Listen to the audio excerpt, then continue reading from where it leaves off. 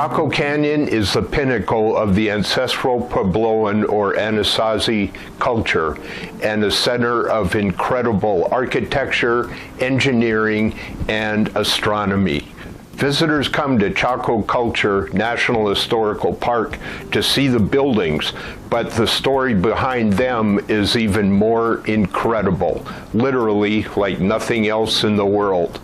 This is truly a bucket list destination.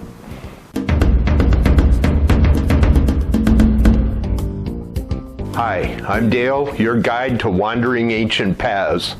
The Chacoans occupied the canyon between the years of 800 and 1250. In the canyon itself, they built 12 major structures called great houses and also outliers miles from the canyon. The canyon great houses we will see today are Una Vida, Peñasco Blanco, Pueblo Bonito, Chaco, Pueblo Alto, Pueblo del Arroyo, Quinclitzin, Quincletzo, and two outliers, Quinbiniola and Pueblo Pintado.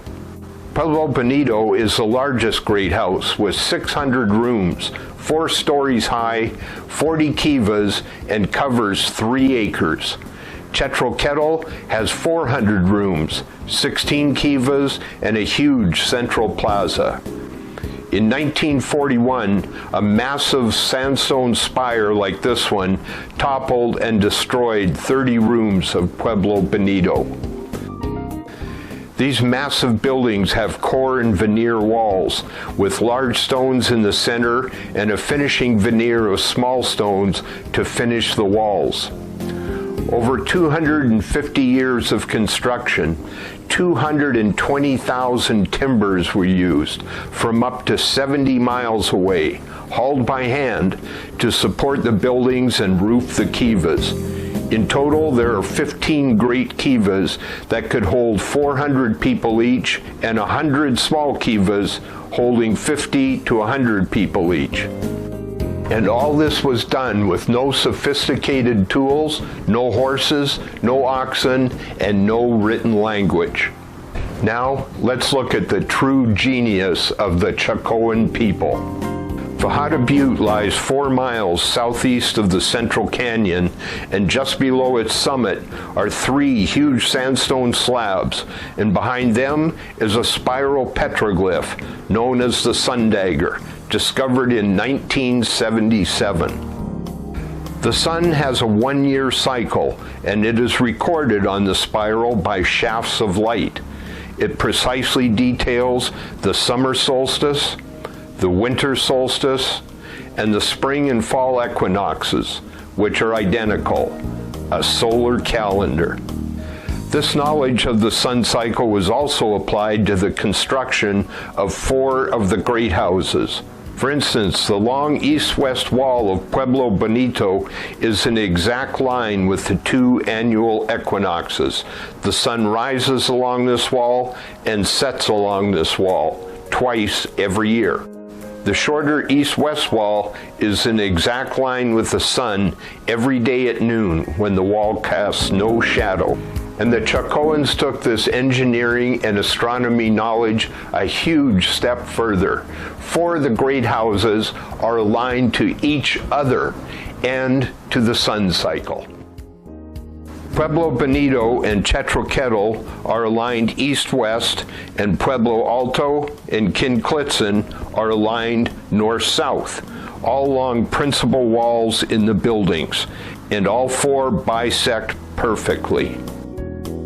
Now the story of Chaco Canyon becomes truly astounding. The Hopi call the moon the foolish man who runs around with no home. And as a casual observer, I agree with this. To my eye, the moon rises and sets all over the horizon. It appears at night, it appears during the day, and constantly changes shape. But the moon does have a set cycle, and it is 18.5 years long. And incredibly, the Chacoans understood this cycle and recorded it on the Sun Dagger spiral. The lunar cycle starts with the minimum extreme, which bisects the spiral with shadow, just as the sun's summer solstice bisects it with light. Then each year the shadow moves one loop until after 9¼ years it is on the outer edge, just like the sun's winter solstice. The shadow then moves inward one loop a year to complete the cycle in 18½ years. How amazing is that? And like the sun great houses, the Chacoans built numerous other great houses to align with the moon, but on a much grander scale. For example, Pueblo Pintado is 15 miles from the Central Canyon. Along its long wall, once every 18½ years, the moon rises in alignment on its minimum extreme. The long wall of Chaco Canyon is also aligned to the minimum extreme. And in an incredible feat of engineering, the lunar great houses are also aligned with each other and the moon cycle. On the moon's minimum extreme, Quincletzo aligns with Pueblo Pintado, a distance of 15 miles. Pueblo del Arroyo also aligns with Pueblo Pintado. Chaco Canyon aligns with Quinbiniola, 12 miles from the Central Canyon.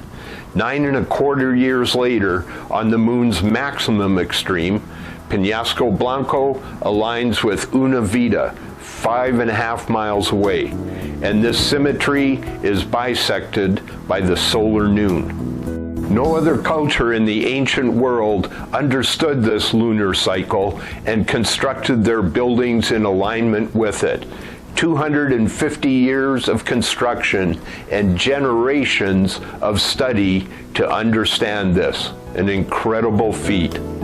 And because of the distances and the time periods involved, none of this can be seen at any location on the ground by any one person at any one time.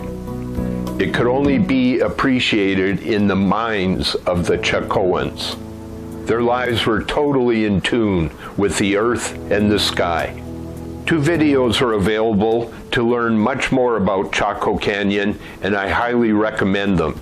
The Sun Dagger and The Mystery of Chaco Canyon, both narrated by Robert Redford, are available for rent through the Solstice Project and can be purchased through Bullfrog Films. Links to both are in the description area below the video.